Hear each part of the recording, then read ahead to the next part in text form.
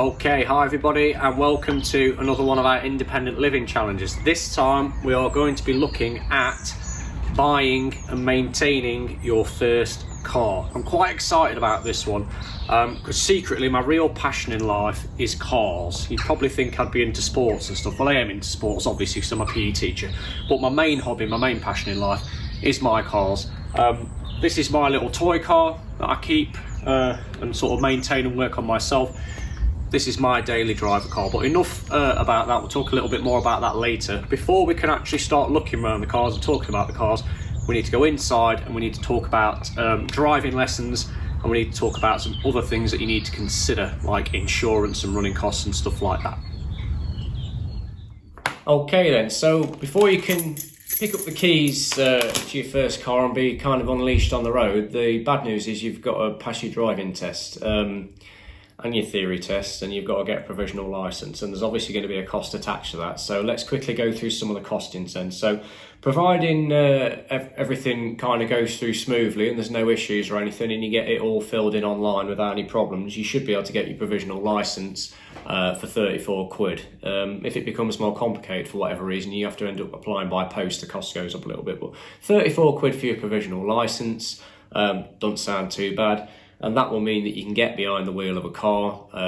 Obviously, if you've got somebody with you who's trained and got a full driving licence, so it might be that parents or carers are happy for you to drive one of their cars. Obviously, once you're on the insurance for it and they don't mind supervising you, or it will mean obviously that you can book with a qualified driving instructor and start taking driving lessons. But you can't do either of those things until you've got your provisional licence. That's your first 34 quid.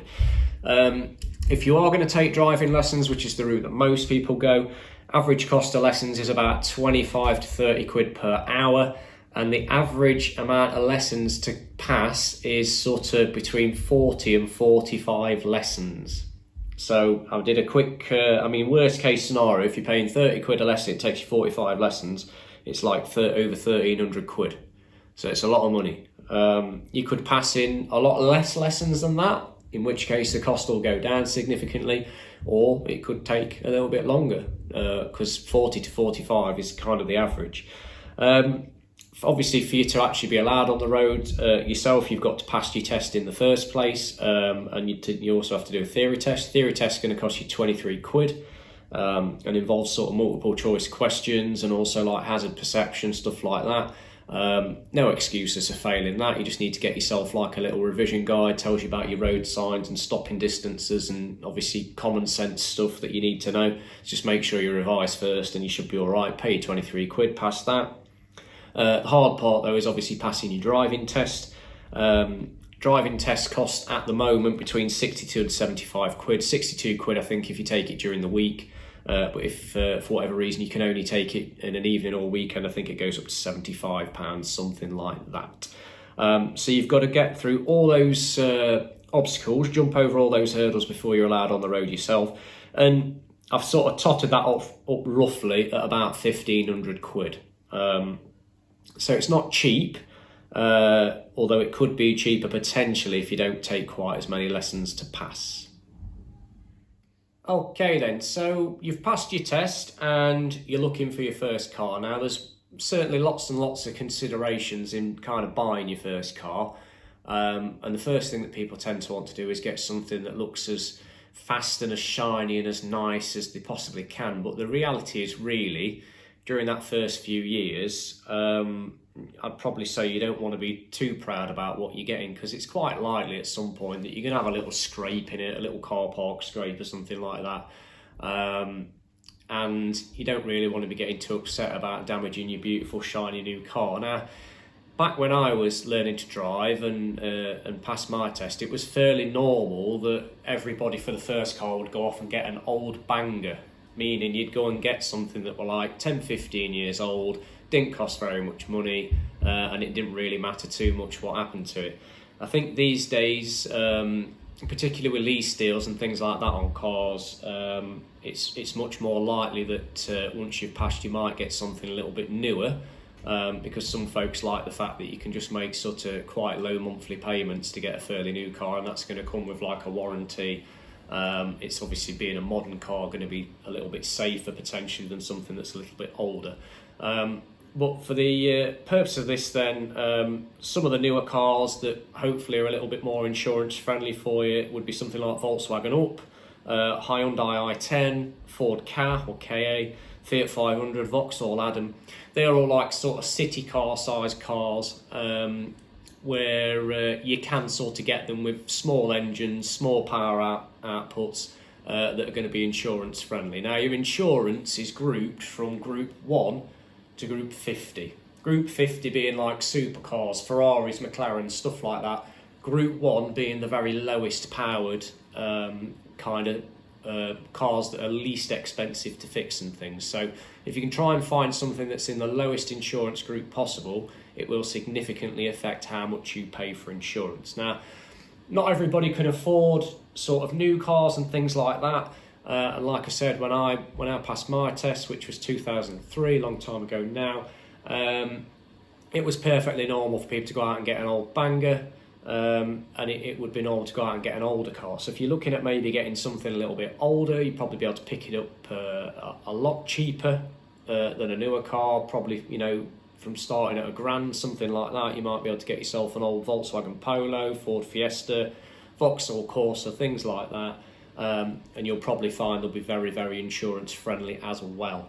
Obviously, there's pros and cons getting an old car versus a new car, which I'll go into a little bit later on, but in a nutshell, a new car's more likely to have some kind of warranty attached to it. That means if something does go wrong, you haven't got to worry about shelling out to sort it. If, however, a newer car does go wrong and it's not within warranty, newer cars being a little bit more complicated, can be quite expensive to fix, potentially. Not all of the time, but potentially expensive to fix. An older car might be cheaper to fix and easier to fix, but because it's older and it might have done a fair few more miles, on average, it's probably going to go wrong more frequently. So you kind of pays your money, take your chances with these types of things and stuff. But, as long as you keep things in good order,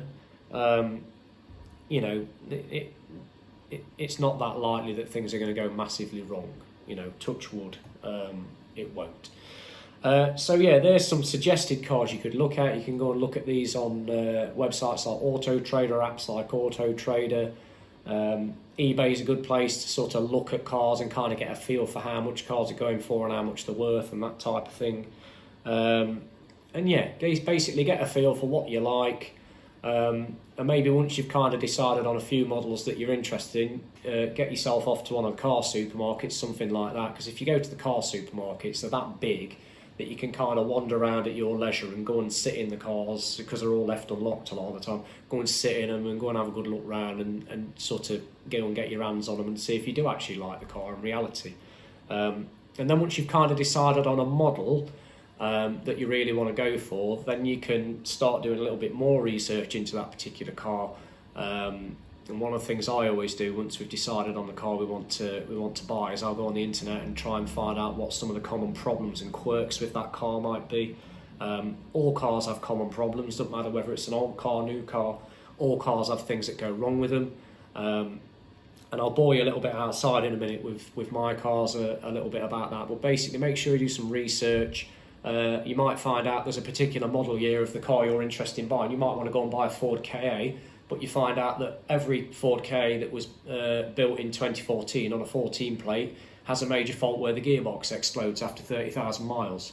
So it's useful to be armed with that information. I've just made that up, by the way, but you do find things like that. It's useful to be armed with that information when you go to look at a car, because if you've got two cars the same price, but one's been manufactured in a year where there was a common issue, a common fault that's going to cost you a lot of money, then you'd obviously walk away with that one, go and buy the other one. So just do a little bit of research before you go and look at anything. Find out what those common issues are and make sure you're obviously there with a list when you go to look at it of things that you want to check. Never ever take anybody's word for it that everything's okay, because obviously when somebody's selling a car, they just obviously want to make as much money as they possibly can. Within the motor trade, they might try and suggest that they know a lot about what it is that they're selling, but if they're on a site that's selling 500 cars and you're asking them questions about a car, they don't know the answer. They just tell you what they think you want to hear. And the default answer is normally just yes. You say to them, does everything work? Yes. Has it got any scratches on it? No, it hasn't. Is everything fine with it? Yes. Does this work? Yes. They'll say that to you on the phone, but if I were you, I'd make sure when you get there that you check these things physically for yourself. Before you go as well, make sure that you've done things like I say, I've said obviously research what's going on. Do things like an MOT history check. MOT history check's free. Just type in DVLA MOT history check into Google, type the car's registration number in, and it'll tell you every MOT it's ever had, whether it passed or failed, what it failed on. That can tell you a good story of what kind of a life the car's had. It also tells you the mileage that the car's done over time. So if you turn up and it says it's only done 20,000 miles, when its last MOT it said it had done 120,000 miles, run a mile. Another thing then, once you've decided, yeah, that car's definitely for you, make sure you HPI check it. Don't take anybody's word for it that it's all fine and all been HPI checked. HPI check will cost you about 20 quid, and it'll tell you if that car's ever been written off, if it has been written off, if it's been Cat S or Cat N. Cat S meaning that it's had serious structural damage. I wouldn't ever buy a car that's Cat S. I won't buy a car that's Cat N either, but some people do, because you should, if you do get a car that's previously been written off, you can save about 30% on the cost of the car. Some people try and hide that cars have been written off in the past by not telling you. And you go and pay full whack for it, and then when you come to sell it a bit further down the line and somebody does do an HPI check on it and finds out it was previously written off, it's going to be very, very tough to sell it, and you can expect to get at least 30% less for it than kind of normal market value. So watch out for stuff like that. That'll come up on an HPI check. Another thing that will come up on HPI is if the car's got any outstanding finance on it. So particularly if you're going to buy a car privately from somebody, and I would normally tend to buy cars privately myself, but that's just because I like to get to know like the people who have had it, and it kind of paints a picture of what kind of life the car's had. But yeah, when you do turn up, if you've HPI checked it and it says there's finance on the car, then really if that person's selling the car, you need to make sure that finance has been paid off before you hand over any of your money, because if you pay for that car and then drive it home and that seller decides not to pay off the car finance, then somebody could turn up to your house and just take that car away one day, because it's the finance company that actually own the car, not the person who sold it. So you have to be careful with things like that. And you'd be surprised, even sometimes garages might be selling cars that are potentially got finance and stuff on them. So I would HPI check a car, whether you're buying it from, you know, a garage or from a private seller, unless the garage is including a HPI check, a current one that's dated, that's kind of up to date and stuff for you.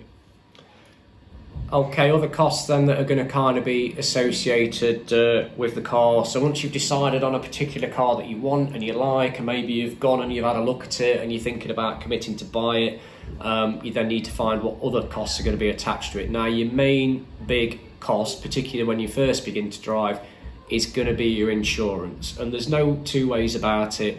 Insurance, particularly during that first year or first couple of years when you first passed your test, is astronomical. Even kind of back when I passed my test in 2003, my first car was a little Peugeot 106, a 106 Quicksilver. Nice little car, looked a bit like a Peugeot 106 GTI because it had the GTI body kit on it, but it had got a weedy little engine and that. My original insurance quote, this is back in 2003, was £1,800, which is massive. I managed to get £400 knocked off that insurance by going and doing Pass Plus. My Pass Plus test was like a little test, an extra test I could do with my driving instructor, where I had to do a little bit of nighttime driving, a little bit of motorway driving, a little bit of driving like in rural areas, country lane stuff. Cost me 60 quid, took 2 hours, but it knocked 400 quid off my insurance. My insurance that first year, back in 2003, still ended up being 1,200 quid, which in today's money is about £1,800 if you take into account inflation and stuff. I've just been looking up on the internet what the average cost is for insurance these days. When you first pass your test, if you're kind of 17, 18, you can expect to pay around £2,000, something like that. So it's very, very expensive, particularly that first year. The good news is once you get that first year out of the way, as long as you don't have to make any insurance claims and things, and you don't end up getting speeding tickets and stuff like that, you'll probably find that will come down rapidly. It might even halve after that first year. So it will come down fairly quick as long as you're a careful driver. Types of things you can do to make your insurance as cheap as possible. We've already mentioned trying to make sure you've got a car that's in the lowest insurance group possible. The other thing is adding experienced named drivers with clean driving licence to your insurance. So if you've got a parent or carer at home that's been driving for like 20 years, 30 years or something, and they've never even had a speeding ticket or something, put them on your insurance as well as a named driver, because it will just bring your insurance down a little bit.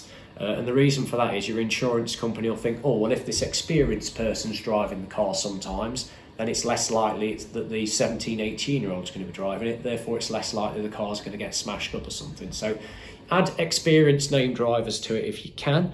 I mentioned a minute ago about the fact I did Pass Plus back in the day. You can still do that now, so speak to your driving instructor about that, doing the Pass Plus test, because it might only cost you less than £100, might knock 400 or 500 quid off your insurance straight away. Another thing that people tend to do now that wasn't a thing back when I was passing is you can get black boxes sometimes from the insurance company. Pros and cons to the black boxes. I think they can sometimes be a bit limiting in that they might not allow you to drive at night and stuff like that. Depends on the type of black box. You have to do your own research for that. But they can, as long as you drive really carefully, keep your insurance nice and low.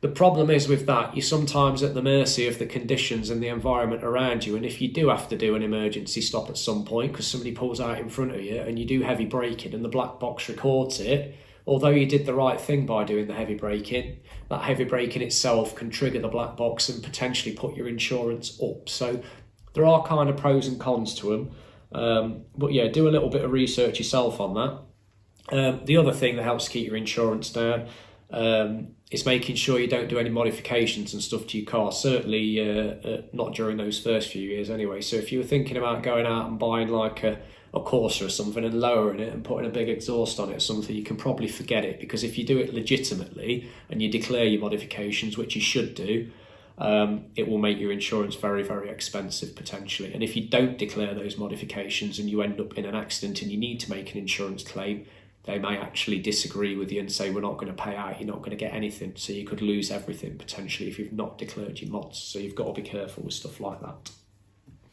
Okay, so we've talked through kind of insurance and things like that. There are obviously other annual costs related to a car, or ongoing costs relating to a car in terms of kind of servicing and maintenance and stuff like that. You also have to pay what's called vehicle excise duty, or VED, more commonly referred to as car tax or road tax. You've got to pay that either monthly or annually.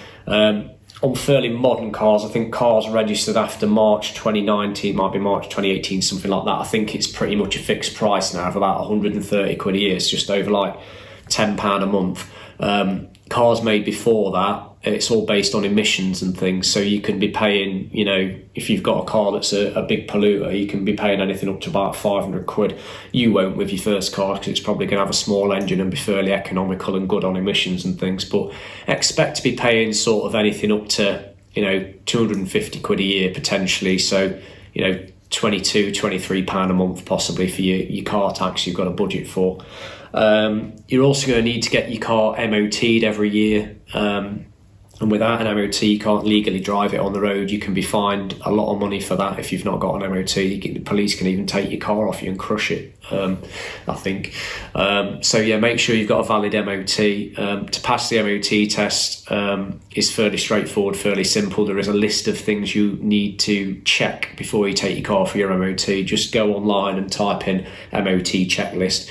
A lot of it's very, very simple, straightforward stuff like making sure that all the lights work on the car, does the horn work, etc, etc. Do all the lights on the dashboard illuminate and then go off when you first start the car up.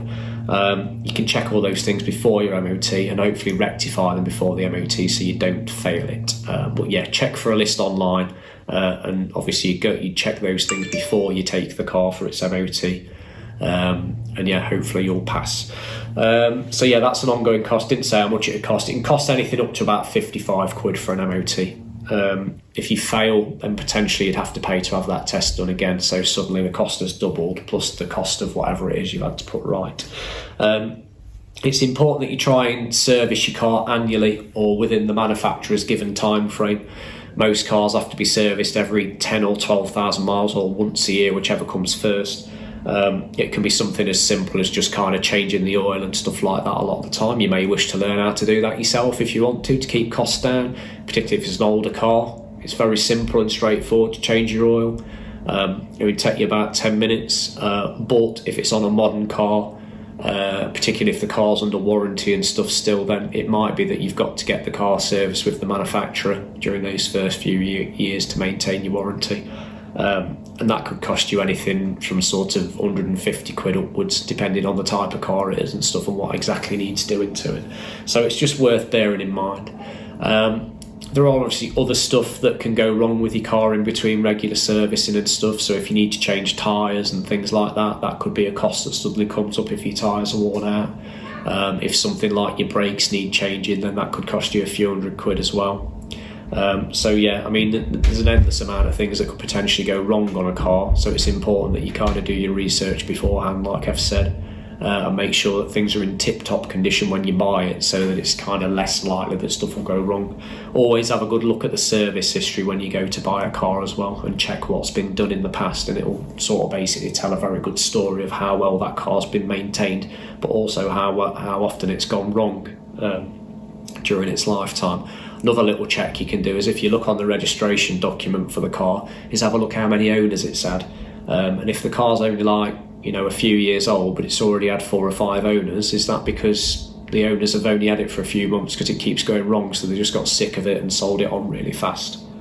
It's potentially like another little telltale sign and stuff. So yeah, just make sure I'll use the phrase have your wits about you a lot in this video, but with cars and stuff, you do need to have your wits about you, because you know, they are expensive to buy, and when things go wrong, they can be expensive to fix. So yeah, just make sure you do your research, keep your wits about you. Okay then, so once you've bought your car, there is going to be some ongoing regular maintenance and some ongoing costs that you're going to need to kind of shell out for. These things normally tend to happen annually, but obviously if you get a problem with your car in between time, then it may be that there's another expense you might need to budget for. But annually, you're probably going to want to be getting your car serviced. To get this particular car serviced at Volkswagen, they do like fixed price servicing. Most of the main manufacturers' garages do.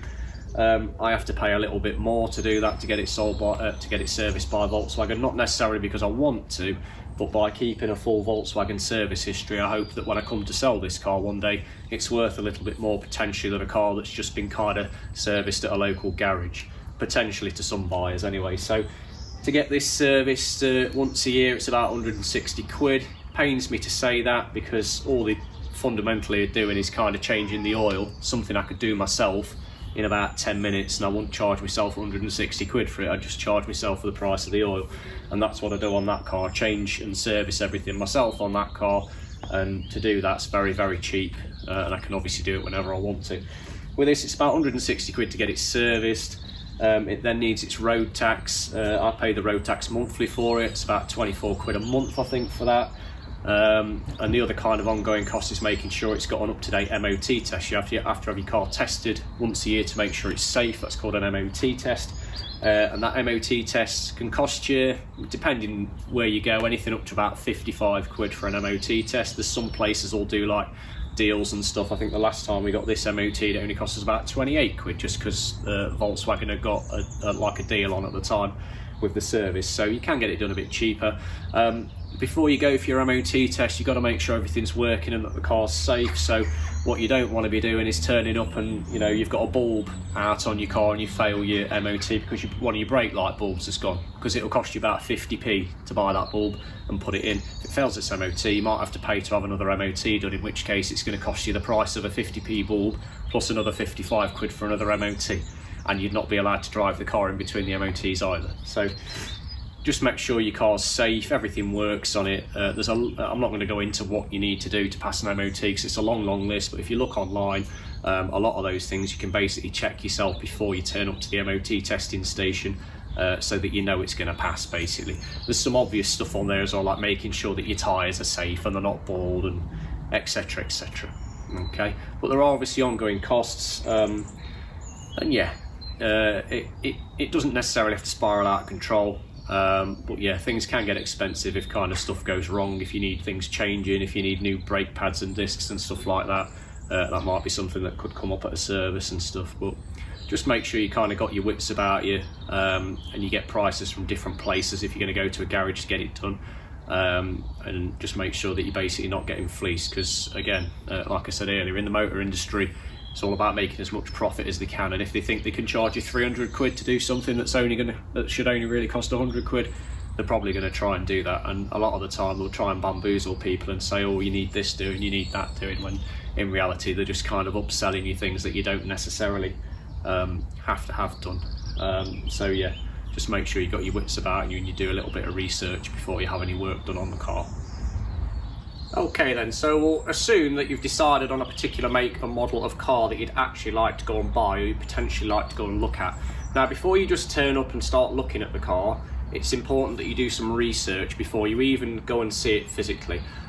Things that are important that you can be doing is you can be doing something called an MOT history check. If you do an MOT history check, that's free. Just search DVLA MOT history check in Google, type in the registration number of the car it is you're interested in, and it will tell you every single MOT it's had since 2006. Obviously, if it's newer than a 2006 car, it will have every MOT on it that it's ever had. And that can be quite important because it kind of tells a tale of the history of that car and the kind of ownership it's potentially had. So if it's failed a lot of MOTs, it will list some of the problems that that car's had in the past. What you particularly want to be looking out for is signs of neglect. So perhaps if the car's failed its MOT before because it's had bald tyres and things like that, that potentially suggests that the car's been run on a bit of a shoestring budget and that the owner didn't particularly care too much about it. There's lots and lots of telltale signs that you can see within the MOT history of a car, so it's important that you go and do that. And like I say, it's absolutely free. It won't cost you anything to do it.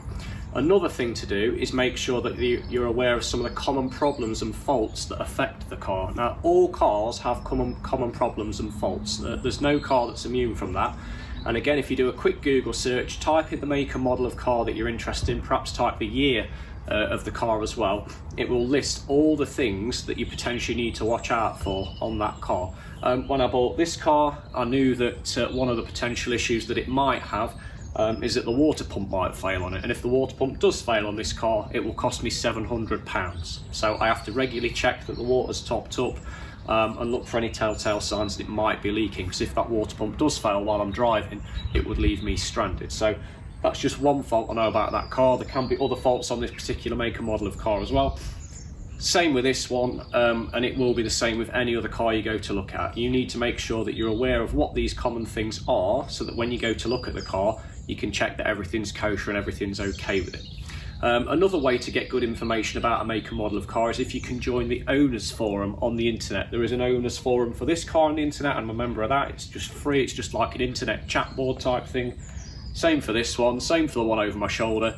And on there you can talk to all the other owners about any problems and stuff you might be having, or read the stories of problems they've had. And often there's loads of like little guides on how to fix stuff cheap or for free, and other little bits and bobs that you should be watching out for. So make sure you do your research. The other thing you need to make sure you do before you go and look at the car is ring up the owner or the garage that's selling it, armed with a list of questions of information that you'd like to know before you actually turn up. You want to ask them obviously quite specific stuff about the condition that it's in, has it got service history, etc, etc. There's a long list of potential questions you might want to ask, so that when you get there, especially if you've travelled a long way, you don't kind of want to get let down. One thing I have found sort of buying cars over the years in the motor industry is that because obviously there's a lot of pressure for them to sell things and make as much profit as they can, the default answer to questions tends to just be yes. They always kind of tell you what you want to hear. So it's just important that you try and be quite direct with your questioning and be really, really specific in your questioning, what you'd like to know about the car, and hopefully they'll give you an honest answer. But don't take their word for it. Make sure you check things yourself physically when you actually arrive and look at the car. Okay, so here is a shot of the engine bay on the more modern car. There is almost 30 years that separate the two cars that I've got. So I'm going to show you the modern engine bay, show you the slightly older looking car in a minute, and kind of the things you have to watch out for. What's surprising is actually you're fundamentally looking for the same things. And although this engine bay might look fairly complicated, it's got a lot of covers and things on it as well. It's fairly straightforward, kind of looking out for what you want to do. First thing I'm doing then is I'm looking at the coolant reservoir. That's this thing here that I'm tapping, and I can see there's a minimum mark and a maximum mark, and I'm just checking that the coolant is between those. If not, it should really be towards the top. If it's low or it's below the minimum, then that's going to suggest that somewhere on the car there is a coolant leak, and your coolant is responsible for keeping your engine at the right temperature. If your engine overheats, it can potentially lead to you having to have a new engine in a worst case scenario, which is astronomically expensive. So it's important that that coolant's at the right level. If it's not, then it does suggest there is a leak. So don't sort of take it from the owner or the garage to just say, oh, don't worry, we'll top it up for you. It shouldn't really need topping up, because it's only going to be going down if it's leaking somewhere. Okay. This one at the back, that's the brake fluid reservoir. Again, that should be near the maximum, and I can see it is right up at the maximum mark. Give it a little wiggle. If you're struggling to see your fluid levels, if you take a torch with you, you can shine a torch through the transparent plastic, and that will help you to see where the level is. You can take the lid off that and have a little peek inside as well. Don't be tempted to take the lid off the coolant reservoir if the car's been running, because it will very, very, very hot steam and vapour in it, which could scald you. So do not take that lid off if the car's been running and you can feel that it's physically hot. That one there's the washer fluid. Don't really need to worry about that one too much. We can, if we want to, try and get the engine cover off. So if we give that a bit of a pull, it's just on little rubber bungs. There we go. And we can have a little look there at the actual engine.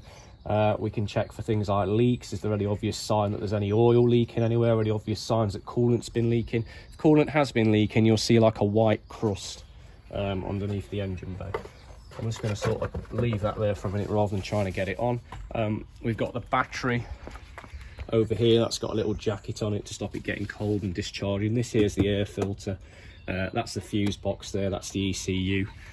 And we mentioned earlier about the coolant reservoir. Right, the next thing we're going to take a look at then is the dipstick. That's the dipstick there. And we're going to use that to check our oil level. So I'm going to pull that out. Got a little cloth with me. I'm just going to give it a little wipe. And we're then going to place it back in till it's fully engaged, so it's going to click. Just going to leave it a second. It's important you do this when the car's on the flat and it's been sat for a little bit as well. And we'll pull it out. I'm going to hold it up, and I'm checking on this particular dipstick that the oil is between the two notches on the dipstick there, and I can see that it clearly is, so I'm happy with that oil level. The other thing I can do is I can smell the oil if I want to. If it smells like it's burnt, like a burning smell, might suggest there's some issues and things. Another thing you can do is, if you have got low coolant, one of the little tests you can do is take your oil cap off, which I'm now doing. And we'll have a little look under there. You can see that's nice black oil. If it had got perhaps a coolant leak and coolant was getting into the oil, that might suggest a head gasket issue. I might see like a white or a mayonnaise type substance on there. That'll be bad news. I'd walk away from that car if I was looking at buying it and it got white under there. Right, we're now going to take a look at the same things under the older car's engine bay. Okay, so again, we're under another engine bay. This is on the older car now, so like I say, there's almost 30 years separate these two cars, but fundamentally you're looking for the same type of stuff. This time the coolant reservoir's over on that side. That's that bit there. I've obviously got the battery there that's not got a jacket on it on this older car. We've got the oil dipstick down here, and we've got the oil filler cap over there. That one down there is for washer fluid. Here you can see the radiator for cooling the engine. This here is all to do with the fuel distribution.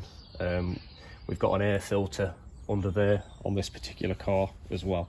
So again, we're looking at that coolant reservoir. I'm just going to come around this side, and we're just checking it's between minimum and maximum. This coolant reservoir is a bit older. It's a bit cloudy. It's difficult to see. What I can do, because this car's cold, you hear that gas come out then? So even though it's been stood overnight, it's still pressure in there. Carefully take that off. I can peer in, and I'm happy with that coolant level. So that would suggest it's not leaking. We've got the brake fluid behind there. You can't see that, but again, that's topped up where it should be. If we come around this side, again, we'll check that oil. So dipstick comes out. Give it a wipe the first time. Put it back in. Let it click and engage. Gently bring it out. Check that oil level. Hopefully you can see that on the camera, but it's nicely almost at the top of that meshed area there, which tells me that it's almost right to the top. normally on the average car, the difference between minimum and maximum oil level is about 1 litre. So if you find that you're having to top your car with oil regularly and it's going from maximum to minimum fairly regularly, that means you're putting in about 1 litre of oil each time. That's a lot of oil for the car to be using. So telltale sign that something's not quite right. Right, we'll check for mayonnaise again. So get that oil cap off, have a little look underneath, and again you can see nice black oil. There's no white mayonnaise-y looking stuff on there. Yeah, and we're quite happy. So it's a different looking engine bay in this car. It's not got all the covers and stuff that a fancy modern car would have on it, but you're fundamentally looking for the same type of stuff underneath the engine bay. It's easier to see on this one as well if there's any leaks or anything. I can't see any oil leaks. I can see a little bit of crust down there from where coolant has leaked in the past. I know about that one. That's something I've fixed myself by replacing this pipe. I've replaced quite a few coolant pipes on this car. That's a story for another day. But yeah, I'm happy that everything's okay and it's kosher on this car as things stand. Okay, so some general other things that you could potentially be looking for if you go to look at a car. Well, there are some common things that kind of tell a story about the kind of life and the kind of ownership experience a car has had. One of those things that can give away a lot of evidence is your tyres and the condition of the tyres, and also things like the make, manufacturer, brand of the tyres and stuff like that. So if you look on my particular car here, it's actually had new tyres a few weeks ago. So they're all Goodyear tyres, all of them match, and they've all got loads and loads of tread. You can't see the tread on here, but I'll show you a tyre and its tread in a moment. And I'm quite happy when I go around this car that all the tyres are in really, really good condition. It's the same on the older car. These tyres on this car are a bit older, but they do in fact all match each other. They're all in good condition. They've all got really, really good tread. Now, if we just nip into the garage, here's an example of a tyre. Let's go outside with that. We can see the tread on this tyre is a little bit lower. You've got what's called wear indicators there. They're little humps, and basically once the tread on the tyre gets level with the wear indicator, then it suggests that that tyre is about ready for changing. The legal minimum of a tyre is 1.6 millimeters. If you've ever not got a depth gauge and you want to check if the tyre is legal or not, if you get a 20p piece, put your 20p piece in the side there, the little rib, the little shoulder on the side of the 20p piece is 1.6 millimeters in depth. So if you can see the shoulder of the 20p piece on the side of your tread, then it suggests that your tyre is illegal and it needs changing ASAP.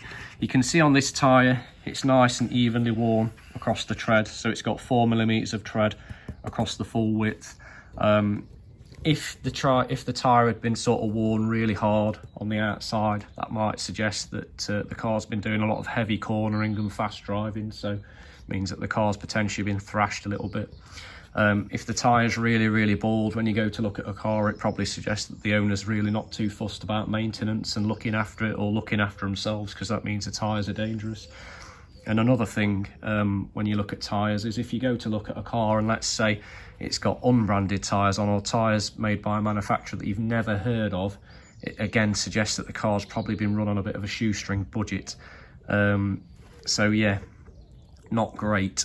The other thing with tyres as well is, again, if I went to look at a car and it had got tyres from different manufacturers, so if it had got a tyre on that wheel from one manufacturer, a tyre on that wheel from another, a tyre on the back wheel from another, it just suggests that they've only ever probably replaced the tyres when it's failed an MOT, and they've just replaced like one at a time and stuff like that, which again is like a bit of a warning sign that it's been run on a shoestring budget, not potentially been looked after properly, and things. And tyres don't necessarily have to be that expensive to get decent tyres, and it is the only part of your car that's kind of in contact with a road, so it's a very, very important safety feature.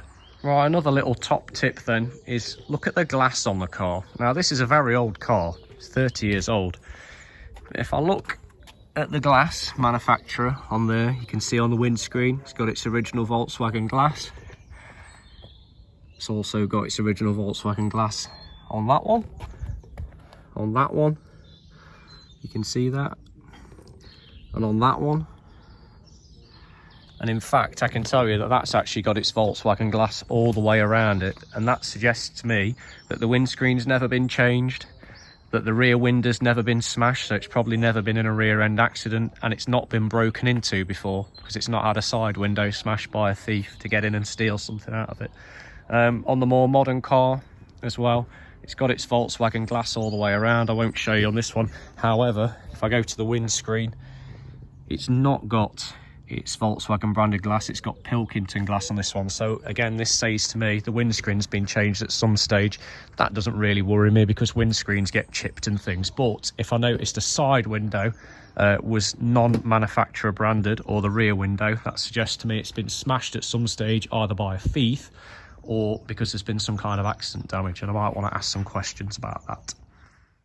Okay, so we're inside the car then now. Another quick check to potentially do is if you turn the ignition on in the car, see all the little warning lights now appear in red and in yellow. And what I'm looking for, let's turn the iFi off. What I'm looking for is that once the car's fired up, these lights go out. Now, a light I'm particularly paying attention to is the yellow light on the right there is the engine management light, and if that light stays on once you start the car up, it means there's some kind of fault on your car's engine. Some of these things are quick and simple to fix, others can be very, very expensive, so you need to make sure that once the car starts up, which I'll show you now, that light should then go out. And it's gone out immediately. The red light that's on now is just telling me that I need to put my seat belt on. Apart from that, look, the only other light that's on, there's a little red P telling me that my handbrake is on, which is good news because I'm parked. Okay, other obvious things to do then is just make sure that you have a good look at the car's bodywork and things. Does it look like it's ever been in an accident before? Does it look like it's been sprayed at some point? It's not the end of the world if it has been sprayed at some point, but if it's been in a big crash, you probably want to know about it. Where can you find telltale signs of cars being in crashes and things like that? Well, do all the panel gaps kind of line up? You can see that's a nice straight line along there. This panel gap here, nice and even along here. On this older car, the panels are quite wide, look, but again, you can see they're all nice and even. That one does come in a little bit towards the bottom. On the modern car, you see that the panel gaps are a little bit narrower. But if any of those were kind of wonky, or not even all the way down, that might suggest to me that maybe some of the panels have been changed or have been knocked out of alignment, perhaps by some accident damage or something like that. So check your bodywork, bring a torch if you can, have a quick look underneath, see if there's any obvious damage or bits missing, any gouges out of anything, and hopefully everything will be okay. Okay, so around at the back then now, and we're looking at the exhaust. The exhaust can tell you a little bit of a story as well. You can see this exhaust tip's nice and clean, or fairly clean. If it's a petrol car and it's got a lot of black sooty stuff on it, that might suggest the car's been running a little bit rich, so there might be an issue. Maybe the spark plugs need changing or something like that if it's an older car. The colour of the smoke can tell you a lot about a car as well. So if you turn the car on and you've got a lot of white smoke coming out of the car and it stays white even once the car's up to temperature, that would suggest that water is leaking into your engine bay from your cooling system. That might mean that your head gasket's going or something. That can be quite expensive to fix. So if there's white smoke coming out constantly, even when it's up to temperature, that's not a good sign. It's perfectly normal for a car when it's cold, particularly on a cold day, to have white smoke at the beginning, but once it's up to temperature, you shouldn't really see that white smoke anymore. If you're able, when you're driving the car, test driving it, if you get your foot down a little bit, try and take the car through its full rev range. If you can get a passenger or somebody who's with you to look out the back when you floor it, if you get any black smoke coming out of the exhaust, that suggests that you're getting oil leaking into your combustion chamber, and again, not good news and not particularly cheap to fix. So we don't want any black smoke coming out the back, we don't want any white smoke coming out the back, and on first start up, if you get any blue smoke, that can be a bit of a sign of engine wear as well. So yeah, the exhaust pipe can tell you a little bit of a story about the condition of the car, particularly on an older car. Okay, so we're in the older car now then, and because it's an older car, very old car, there's not really that much that can go wrong in this car, but again, it's fundamentally the same process. If I was to put the ignition on in this car, you can see the little LED lights there. I'm not going to do it because I've not got the keys with me. They would all illuminate and then hopefully go out. apart from that, there's not that much can go wrong on this particular car. But on a modern car, you want to check that things are working, basically. You know, something simple like an electric window not working on a car when you go to look at it could cost you a couple of £100 to put right. And it might seem like a minor thing, your window not being able to go up and down, but try going to McDonald's drive-through and your driver's window don't work. So it could affect your life and your quality of life potentially if you can't go and get yourself drive-through. So just think about stuff like that. Other stuff that you want to test is working. Well, you know, if it's got air conditioning, stuff like that, if the air conditioning doesn't work and you want it to, it could possibly cost you between £500 and £1,000 to get your aircon repaired if it's got some kind of issue where parts of it are damaged. So things can potentially start to spiral, costs can. So just check that things work when you go to look at the car. Take a little bit of time. There's obvious stuff as well, like do the lights work, does the horn work? Because if stuff like that doesn't work, it's going to fail its MOT test unless you can put it right. And these things might be more complicated than you think to sort out. So check that you're happy, check that things are in good condition and that stuff should be working. If stuff isn't working, you can either walk away or you can hopefully use it to kind of barter the price down a little bit, or if it's for sale at a garage, they might fix the problem for you as part of the deal of selling you the car or something. Okay, things that you can sort of test on a test drive just to check that your engine is happy and it's not grumbling and things, you've not potentially got a mechanical fault, and that everything's kind of kosher and it's not going to give you any immediate big costs and things. Well, obviously once you've got the car fired up and you're off on your test drive, I'll just start the Golf up now. See the lights go out again, look. If once the engine's up to temperature, you can take the car through its full rev range. That's always a good idea, just to check that the engine's pulling nice and strong, it's not hesitating, it's not got issues with the revs going up and down. These revs, if you look at the rev counter on the left, the revs should just rise nice and smoothly without any issues when you get your foot down. Obviously my car's standing at the moment, so I can't show you this in reality. If you're test driving a manual car, which you more than likely will be, it's good to check that the clutch is happy, because getting a clutch changed is potentially very expensive. Could cost you £500, anything up to maybe £1,000 on a more modern car to get that clutch changed. It should only probably need doing once in the car's lifetime, but if you just happen to buy the car at the time the clutch needs doing, it could potentially be quite a big expense for you. Little trick that you can do with that is if you kind of drive in the car along at moderate speeds, sort of 30 miles an hour, something like that, you're probably going to be in something like third or fourth gear.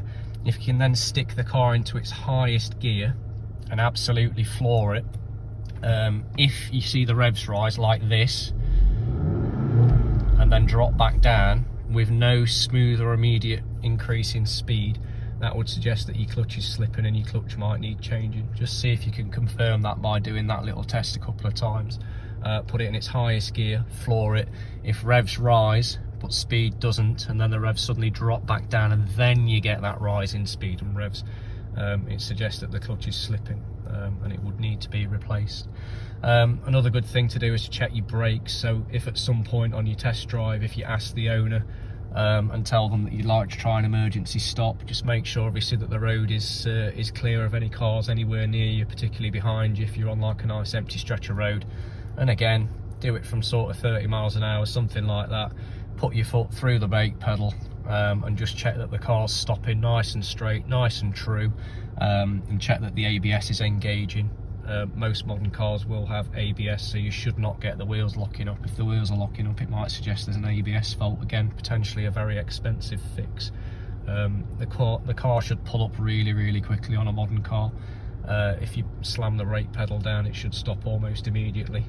If it doesn't, then it might mean the brakes need some kind of attention or something as well.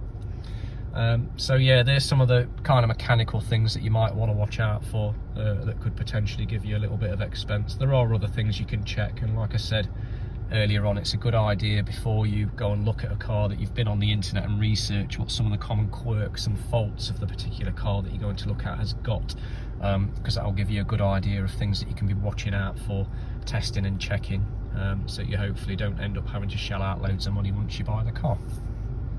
Okay then, so we've looked at the cost of sort of getting a provisional licence and starting off on your journey of learning to drive, how much your driving lessons are likely to cost and how much your test is likely to cost and things like that. We've then gone on to look at sort of the next step, going to look for your first car, kind of things to watch out for, what to expect in terms of costs, sort of old car versus new car. Obviously the old car might go wrong a bit more frequently, but it might cost a little bit less to fix. Modern car, if that goes wrong, is going to probably cost a bit more to fix, but it's less likely to go wrong. And if you bought it from a garage, it might have a bit of a warranty or something with it as well. We've then also looked at the cost of insurance, which is astronomical when you first pass your test, but obviously after that first year it pretty much will get chopped in half, and then it does slowly go down over time. But then what you'll probably do is buy a faster car, which means your insurance will probably go up again. That's what happened to me anyway. So yeah, and then we've looked at obviously things to look for if you're going to buy a car, and yeah, just making sure you kind of got your wits about you and you go into things with your eyes open. Right, best of luck. Have a little look for yourself, even if you're not looking at kind of taking driving lessons just yet. Might be worth you going on the internet and having a little look at and a play around of how much it might cost to get insurance, and look at some of the cars you might be interested in stuff. So yeah, have a look at it. Hopefully it's been useful, and yeah, good luck.